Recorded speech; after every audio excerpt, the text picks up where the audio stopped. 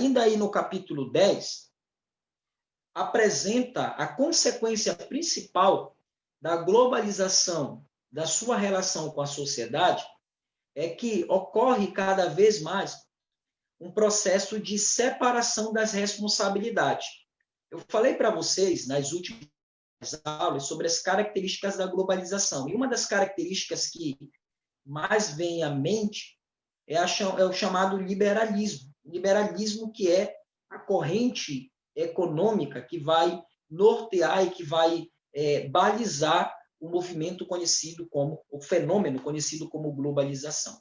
Então, de acordo com o liberalismo, o Estado ele teria algumas responsabilidades que seriam reduzidas diante do surgimento de um capital ou de um poder privado que tomaria conta de outra parte aí da responsabilidade que anteriormente era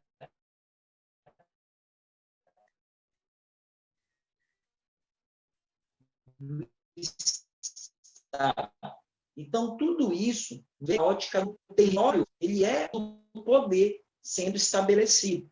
Então, mesmo que não sejam amplamente divulgados dentro do discurso político mundial, mas hoje nós percebemos, basicamente, para nós entendermos aí aquilo que conhecemos como poder privado e poder estatal. Então, basicamente, diante de um mundo globalizado, o poder privado, o poder das empresas multinacionais acabam tomando conta aí do que nós chamamos de cenário comercial. Então, a conquista do poder estabelecidas pela economia no âmbito mundial acabou direcionando um pouco o mundo e dividindo o mundo entre essas duas esferas de poder. Então, basicamente, o poder privado ele vai se expandir aí para diversas áreas da sociedade, dentre elas a saúde, a educação, telefonia, fornecimento de energia elétrica, todo tipo de serviços de transporte, o poder privado ele acaba tomando para a sua responsabilidade, a fim de oferecer um serviço com melhor qualidade e a fim também de lucrar com esse serviço que será fornecido à população. Então, nós temos também, do outro lado, o poder estatal, que ainda se estabelece dentro do território. E aí, basicamente, nós vamos perceber que esse poder ele vai se reduzir às esferas de poder que nós temos instituídas aí dentro de uma sociedade, que é a esfera de poder do executivo, do legislativo e do judiciário. Então, parece que o Estado ele acaba tendo o seu poder estatizado, podemos assim dizer, estabelecido dentro dessas três esferas do poder. E aí, nós percebemos, então, que dentro desse cenário globalizado, o poder privado ele acaba muitas vezes se sobrepondo ao poder estatal. Então, é claro que eu falei aqui nas três esferas do poder, o poder executivo, que no caso pode ser representado em âmbito nacional pelo presidente, em âmbito estadual pelo governador, em âmbito municipal pelo prefeito. O poder legislativo seria aí as câmaras de deputados federais em âmbito nacional, estadual no âmbito estadual, né? E municipal, no caso os vereadores, no âmbito municipal. E o judiciário seria as esferas de poder jurídico, aí das três esferas. Nós percebemos que eles acabam, muitas vezes, sendo submissos, estando aí abaixo da influência que o poder privado ele vai exercer sobre a sociedade. Então, existem muitos casos aí de empresas que acabam tentando oferecer um serviço e modificam ali a estrutura de um território, de um espaço que seria responsabilidade automaticamente do Estado, a fim de oferecer um serviço com melhor qualidade. Quer um exemplo? Um shopping daqui de Belém, da Grande Belém, há algum tempo ele ofereceu, durante esse período aí das festas de final do ano, ele oferece um transporte gratuito. Então, existe um transporte desse shopping que ele passa pelo centro da cidade. Então, ele pega você, está lá identificado, o slogan do shopping, e ele vai levar você até dentro do shopping. Você não vai pagar nada pelo transporte. Ele está levando você até o shopping, que é um shopping que não é tão localizado assim, não passam tantas linhas de ônibus. E aí o que ele faz? Ele fornece esse serviço. Como algumas empresas espalhadas aí ao longo da nossa BR-316, que você vai identificar, por exemplo, que os pontos de ônibus eles são diferentes, eles são bem cuidados, eles apresentam a cor da empresa que está logo à frente do ponto de ônibus. Por quê? A empresa adotou aquele ponto de ônibus como sendo seu, para cuidar, para oferecer um serviço maior para os seus clientes que irão visitar ali aquele lugar.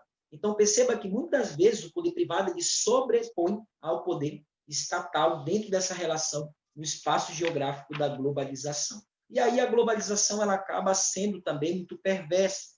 E esse é o termo que nós podemos usar aí quando falamos das consequências, dos problemas socioeconômicos decorrentes da globalização. Então, eu falei para vocês que a divisão internacional do trabalho ela envolveu aí o avanço da indústria, dos processos de produção de maneira mais rápida. Só que, provavelmente, você já tenha ouvido falar aí que a indústria ela vai trazer desemprego. E foi isso que aconteceu. Então, a indústria, no processo de automatização na produção, acabou trazendo ali o desemprego. Né? Então, o desemprego ele acabou sendo um dos fatores consequência desse processo. E esse desemprego, chamado de desemprego estrutural, ele vai ocorrer justamente devido a essa substituição que vai ter da mão de obra humana pelo maquinário. Então, agora, uma indústria que tinha uma produção basicamente feita por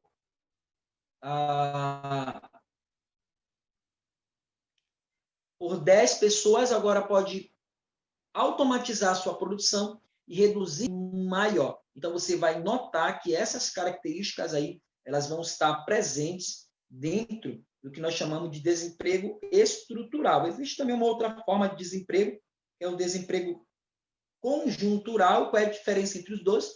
Desemprego estrutural é basicamente a substituição da mão de obra humana pela máquina. O desemprego conjuntural pode ser em decorrência de uma crise. Então, o que ocorreu agora no Brasil? Nós tivemos uma crise em decorrência da pandemia. Então, foi o que nós chamamos de desemprego conjuntural. Então, muitas pessoas perderam o emprego devido a uma crise que teve como ocorrência aí um surto epidemiológico que ocorreu no mundo, né? Uma pandemia. Nós temos também outros pontos importantes dentro do mundo globalizado, que é a questão da desigualdade social. Então, a desigualdade social ainda é um ponto que precisamos notar e entender que existem muitas pessoas vivendo com pouco. Então, a distribuição de renda talvez é o principal problema de alguns países, aí, como é o caso do Brasil.